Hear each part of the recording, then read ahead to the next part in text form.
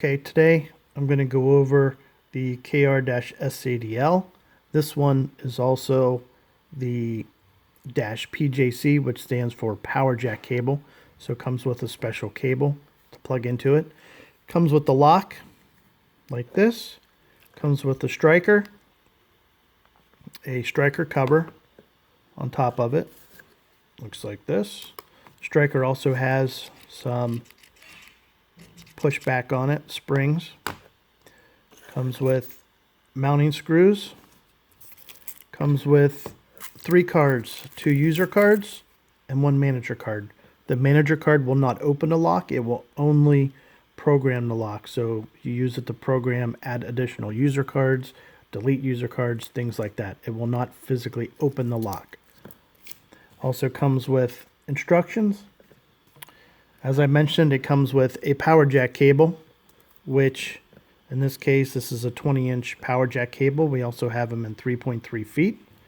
You have 2 ends. You have a 3.3 or 3.5 millimeter male plug and a 3.5 millimeter female plug.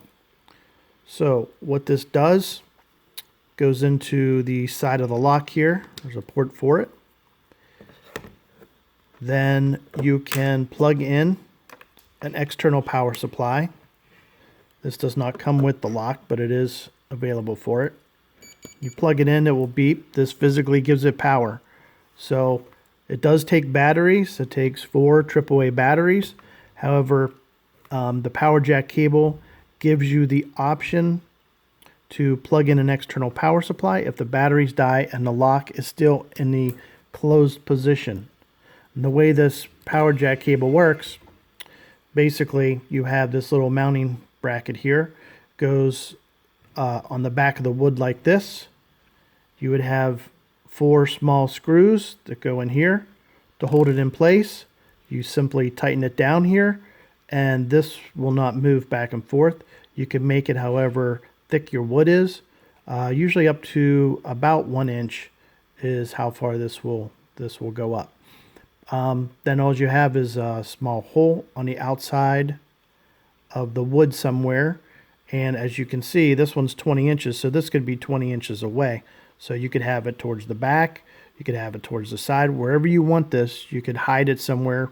Typically aren't going to need it. So just somewhere in case something happens, you can plug in an external power supply and get power to it. So that's how the power jack cable works. Now, I'll just show you a couple other things. So when you gotta plug it in. So when you scan a user card, it will beep. The small plunger inside of there will retract. This simply connects to it that way.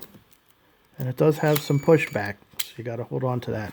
Or it can plug in sideways, like that.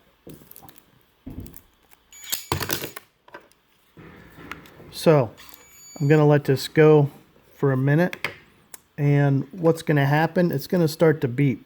So it typically is shipped like this, where if the lock is not physically locked, so if the striker is not inside of it and it's not shut, it will have a warning alarm on it. The way to get rid of that warning alarm, on the back here, number 1 and 2, you'd push that at exactly the same time. I'll wait till it starts doing it, and I'll say some other things here. But you'd push 1 and 2 at exactly the same time. It will beep 2 times. That indicates that that emergency sound is now off. Just some other things. Number 3 changes the mode. So right now, when I scan it, it opens and then it automatically locks. It's set to lock. You can also have it programmed to scan it to open it and scan it to lock. Okay, so there's that noise. You can do this anytime. The noise doesn't have to be going off, but as I mentioned, you push 1 and 2 at the same time. You couldn't really hear it beep, but it beeped 2 times. That takes that warning alarm off of the lock, so it's not going to go anymore. So that's how that works. The number 3, as I mentioned, is to put it in the different modes. Most people either want it in the auto lock mode, which it comes in, or you can put it on scan to open, scan to close. That's mode number 2. And I'll just go through them. So you'll hear them beep. That's actually mode number 3. Mode number 1. Mode number 1 is temporary public mode. So whichever card I scanned it with is the only card that will open it. Now, the only catch is something actually has to be closed to keep it closed, otherwise it automatically opens. But you can see there when I scan it, it will automatically open. The next mode, 2 beeps, is auto close mode. So, and when you switch these modes, it does delete the user cards, so you have to reprogram them. So the way to reprogram it, you just take the manager card, touch it, you'll see it will be flashing. As it's flashing, you simply just touch the user cards and it will beep. So it's flashing, it will beep, it will beep. Then you let it go until that flashing stops. It's now out of program mode. Now these will work. This will be back in auto lock mode. And if I push it again, it would be in manual lock mode, which means you have to use the card.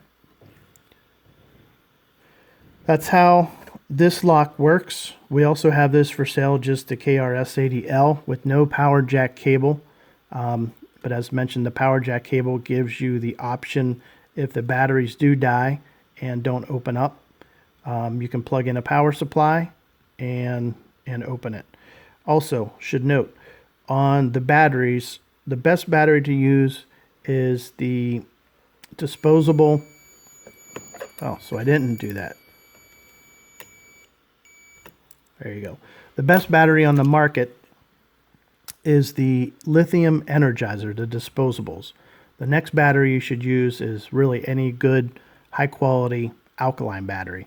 Don't ever use rechargeable batteries or heavy duty batteries.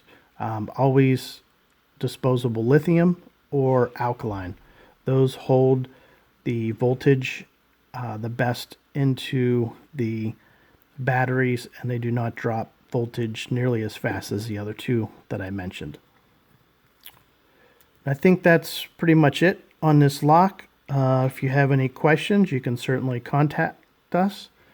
Check out our website, www.lockconnection.net. Thank you.